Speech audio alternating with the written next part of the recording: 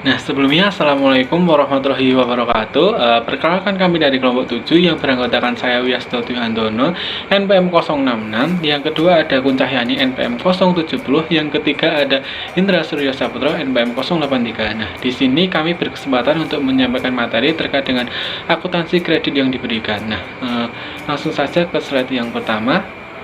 Kredit yang diberikan merupakan penyediaan uang atau tagihan yang dapat dipersembahkan dengan itu berdasarkan persetujuan atau kesepakatan pinjam-meminjam antara bank dengan pihak lain yang mewajibkan pihak peminjam untuk melunasi hutangnya setelah jangka waktu tertentu dengan jumlah bunga, imbalan, atau pembagian hasil keuntungan. Nah, untuk slide selanjutnya yaitu ada jenis-jenis kredit yang diberikan. Nah, untuk jenis yang pertama yaitu menurut bentuknya, yaitu yang pertama ada kredit rekening kuran. Nah, kredit rekening kuran yaitu debitur yang diberi hak untuk menarik dana dalam rekening kurannya sampai dengan sebesar platform yang ditetapkan oleh bank. Untuk yang kedua yaitu installment loan. Nah, adalah kredit yang angsuran pokok dan bunganya dilakukan secara teratur menurut jadwal waktu yang telah disepakati antara bank dengan debitur dengan nilai konstan selama berlangsungnya masa kredit tersebut.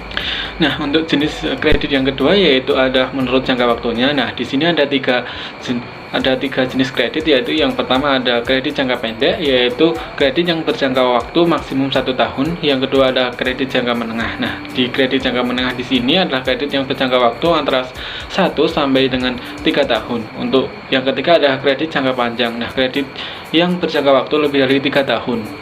Nah, untuk jenis yang ketiga yaitu menurut kegunaannya. Di sini yang pertama ada kredit modal kerja. Nah, di kredit modal kerja di sini kredit yang diberikan dengan tujuan untuk membiayai modal kerja usaha, misalnya untuk pembelian barang dagangan.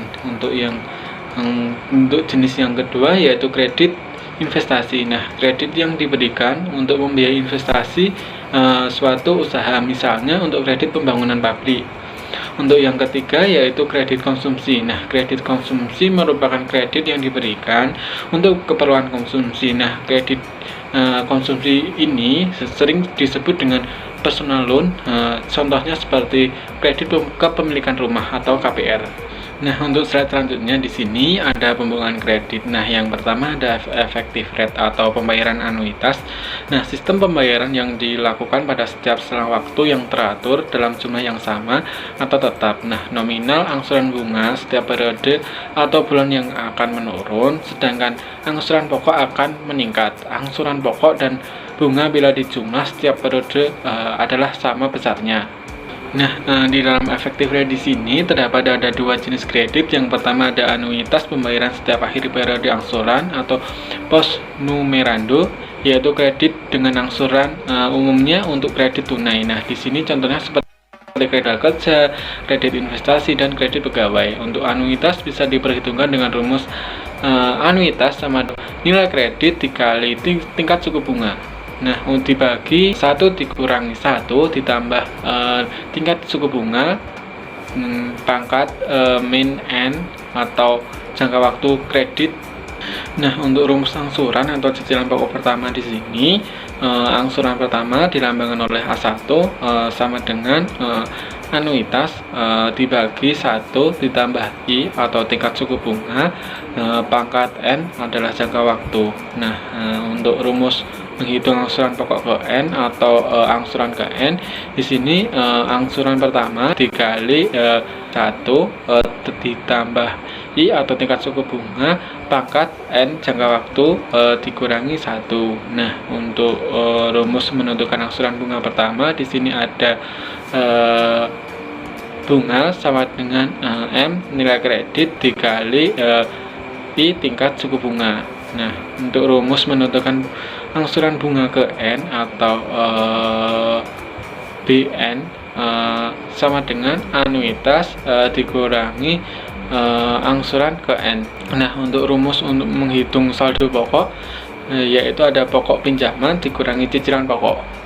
Untuk jenis yang kedua yaitu ada angsuran kredit diterima di setiap awal bulan atau prenumerando. Nah, kredit ini biasanya untuk kredit non tunai seperti kredit pemilikan rumah atau KPR, kredit pemilikan mobil atau KPM. Nah, untuk kredit semacam ini, nasabah biasanya akan dibebani uang muka atau down payment dan angsuran perdana pada saat akad kredit ditandatangani. Nah, untuk anuitas bisa diperhitungkan dengan rumus A atau anuitas sama dengan M atau nilai kredit dibagi 1 dikurangi 1 ditambah I atau tingkat suku bunga pangkat N atau jangka waktu kredit ditambah 1 dibagi I atau tingkat suku bunga ditambah 1. Nah, untuk yang kedua yaitu ada sliding rate atau angsuran pokok yang diperhitungkan tetap atau sama pada setiap angsuran, sedangkan bunga yang diperhitungkan menurun sejalan dengan berkurangnya sisa kredit. Nah, untuk rumus menentukan angsuran atau cicilan pokok yaitu angsuran sama dengan M atau platform kredit dibagi N periode kredit.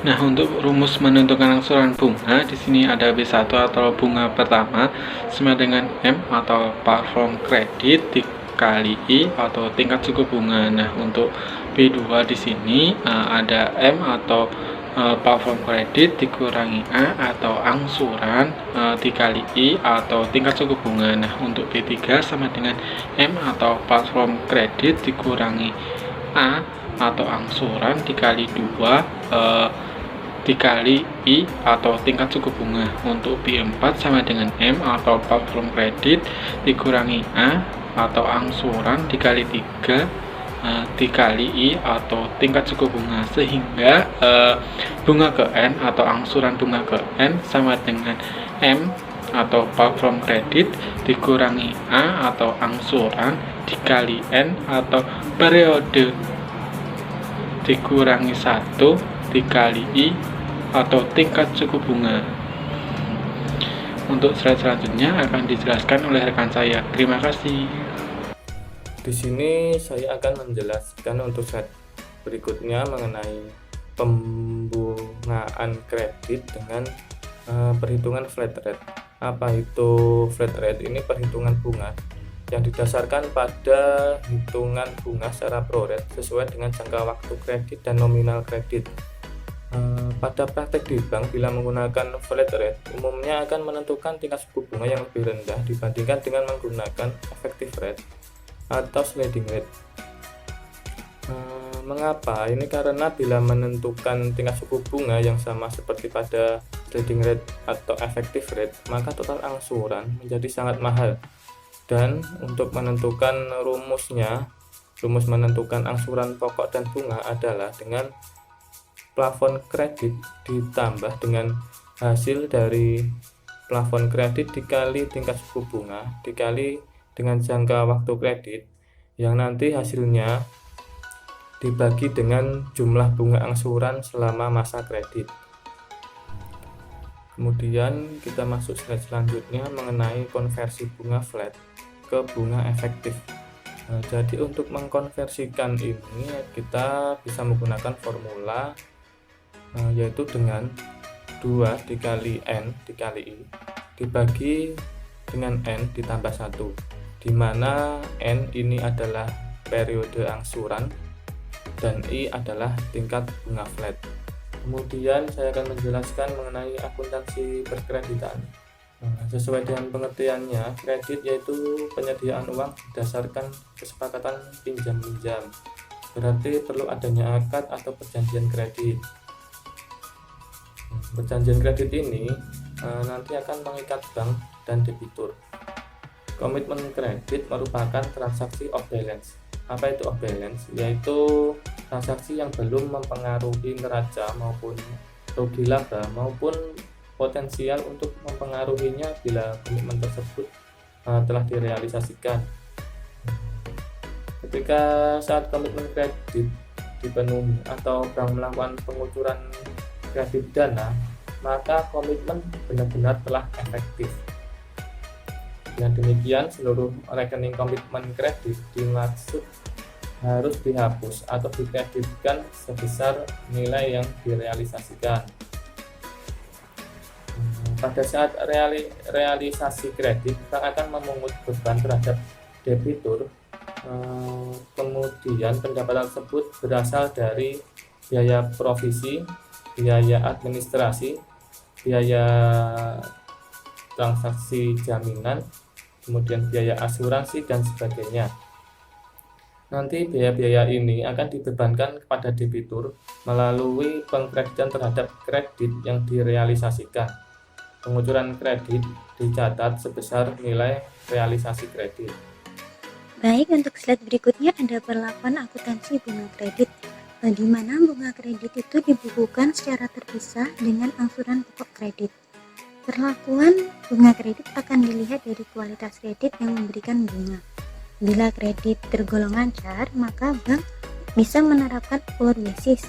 Bank juga melakukan pencatatan pendapatan bunga setiap saat pelaporan. Dengan demikian, bunga yang belum jatuh tempo bisa dicatat sebagai piutang bunga ketika pelaporan keuangan akan dilakukan. Namun, jika kredit bermasalah, perlakuan pendapatan bunga bisa berdasarkan dengan case basis. Bila hal ini benar-benar dilakukan, maka untuk mencatat pengakuan bunga yang belum dibayar oleh debitur, bank akan mencatat dalam rekening administratif dalam kelompok kontingensi tagihan. Kemudian ada kredit sindikasi atau sering juga disebut dengan pembiayaan bersama. Pembiayaan bersama ini merupakan sebuah wewenang kantor pusat selaku unit usaha yang melakukan komitmen pembiayaan. Kerjasama pembiayaan ini melibatkan beberapa bank yang mempunyai komitmen bersama untuk membiayai sebuah proyek tertentu. Hubungan kerjasama yang horizontal ini ditunjukkan melalui penyertaan pembiayaan tiap-tiap bank pada sebuah proyek. Selain kredit sindikasi, pembiayaan bersama lain contohnya ada konsorsium dan co-financing. Untuk kredit sindikasi tersendiri mempunyai ciri-ciri. Yang pertama, melibatkan lebih dari satu lembaga keuangan atau bank, kemudian mempunyai syarat-syarat dan ketentuan yang sama bagi masing-masing peserta. Kemudian yang ketiga, hanya ada satu dokumentasi kredit yang menjadi pegangan bank. Kemudian yang keempat, kerjasama ini diadministrasikan oleh satu agen yang sama bagi semua bank peserta. Pada pembiayaan bersama, semua pendapatan bunga, provisi, dan administrasi, jumlah angsuran yang diterima, serta resiko kredit dibagi menurut share masing-masing bank peserta. Untuk perihal bunga menggunakan weighted average interest rate calculating method. Lalu ada restrukturisasi kredit, di mana ini merupakan upaya bank dalam kegiatan usaha pengkreditan agar debitur dapat memenuhi kewajibannya. Upaya-upaya ini meliputi 1. Penurunan suku bunga, pengurangan tunggakan bunga kredit, pengurangan pokok kredit, perpanjang jangka waktu kredit, penambahan fasilitas kredit, dan pengambil-alihan aset debitur sesuai dengan ketentuan yang berlaku. Juga ada konversi kredit menjadi penyertaan modal sementara pada perusahaan tersebut. Namun tidak semua kredit bermasalah dapat direstrukturisasikan. Bank juga harus melihat prospek usaha dari debitur. Untuk perlakuan akuntansi restrukturisasi kredit, ini berdasarkan pada PSAK nomor 54 tentang utang bermasalah, di mana harus memperhatikan hal-hal sebagai berikut. Yang pertama yaitu nilai buku kredit setelah restrukturisasi kredit dihitung dengan menggunakan metode berdasarkan urutan prioritas sebagai berikut. Yang pertama itu adalah nilai tunai penerimaan kas di masa depan sesuai dengan nilai kredit yang direstrukturisasi dengan menggunakan tingkat diskonto, atau nilai pasar dari kredit yang direstrukturisasi sepanjang nilai yang dimaksud dapat diperoleh, atau dengan nilai agunan dengan cara penilaian berdasarkan ketentuan pembentukan penyisihan penghapusan aktiva produktif apabila pengembalian kredit sangat tergantung pada agunan. Yang kedua, dalam perhitungan nilai tunai penerimaan kas masa depan atas kredit yang direstrukturisasi, bank wajib menggunakan tingkat bunga efektif dari kredit sebelum restrukturisasi sebagai tingkat diskonto.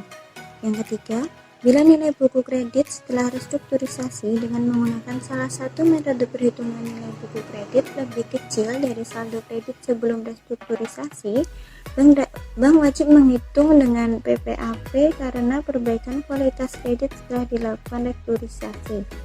Kemudian yang keempat, Dalam perhitungan proyeksi, penerimaan kas masa depan atas kredit yang direstrukturisasi untuk keperluan perhitungan nilai tunai. Bank wajib menggunakan asumsi yang wajar sesuai dengan perkembangan yang ada agar realistis. Untuk yang kelima, dalam restrukturisasi kredit seluruhnya dilakukan dengan pengalihan aset atau surat berharga atau konversi kredit menjadi penyertaan modal sementara, maka pengakuan kerugian dicatat sebesar nilai selisih antara nilai pasar dengan nilai bukti kredit.